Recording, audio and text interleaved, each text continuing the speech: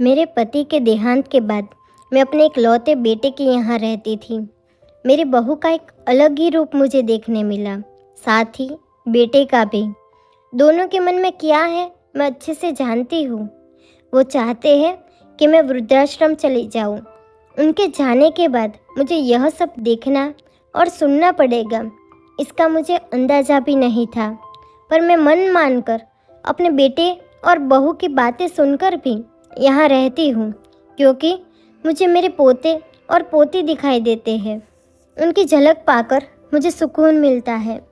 मेरी बहू को कोई दिक्कत नहीं हो, इसलिए मैं घर के बाहर रहती हूँ।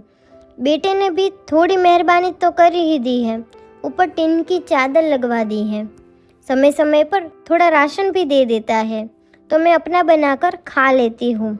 मैंने अपने बेटे को कह दिया है कि मेरी वजह से उन दोनों को कोई प्रॉब्लम नहीं होगी। बस मुझे यहीं रहने दो, इसी घर में मुझे मर जाने दे। मैं बस यही चाहती हूँ। मैं अपने आप को खुशकिस्मत समझती हूँ कि मेरे बेटे और बहू कम से कम मेरे लिए इतना तो कर रहे हैं। मेरा बेटा सुबह 9 बजे नौकरी जाता है और बच्चे भी उसी समय स्कूल जाते हैं। फिर शाम को 6 बजे मेरा बेटा वापस आता है। बच्चे 3 बजे आ जाते हैं। उन्हें आते जाते निकलते देख मुझे बड़ा सुकून मिलता है। मेरे पति के दोस्त थे, उनकी पत्नी का भी स्वर्गवास हो गया है। उस समय पर वो हमारे घर पर आया करते थे। उनसे हमारे अच्छे रिश्ते थे। उनका घर हमारे घर से थोड़ी ही दूरी पर था। पैरों में समस्या हो गई थी, ठीक से चल भी नहीं पाते थे। वो बड़े दिनों बाद मेरे यहाँ आए। मुझे उन्हें देखकर अच्छा लगा। उनका हाल भी मेरी तरह ही था। बच्चे अब उनसे भी परेशान थे। आकर मेरे पास अपना दुखड़ा रोते थे और उन दिनों को याद करते थे। बुढ़ापा हम जैसों को बहुत रुलाता है। उनकी पत्नी का स्वर्गवास हो गया था और उन्हें चलने उठने में समस्या थी, इसलिए वो तो अपना खाना भी नहीं पाते थे।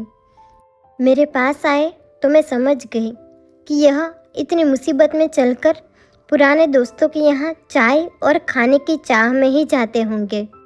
उनकी भी अपनी एक मजबूरी थी। वो आए तो मैंने उनके लिए खाना बनाया और उन्हें खिलाया।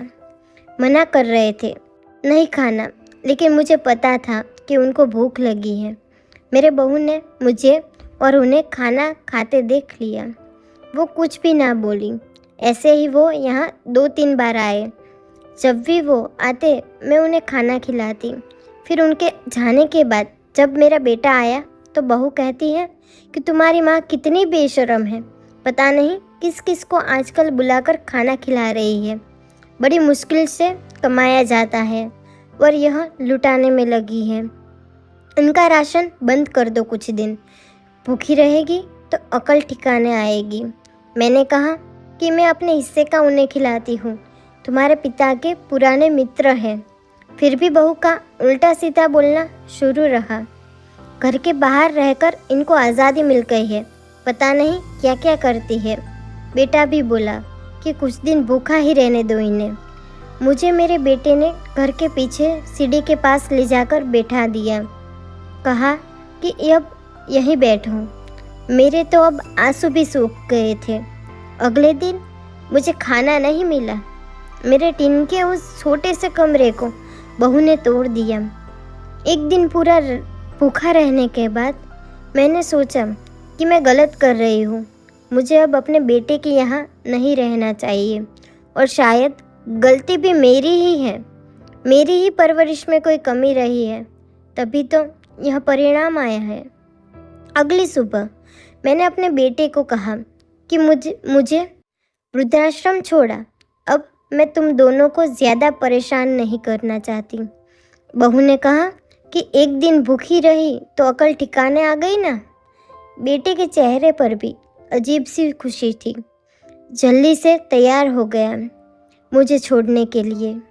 बहू कह रही थी कि आज की छुट्टी ले लो, यहीं आसपास मत छोड़ाना, कहीं 3 दिन में वापस आ जाए। मैंने अपनी बहू से कहा कि बेटी चिंता मत कर, मैं अब नहीं आऊँगी।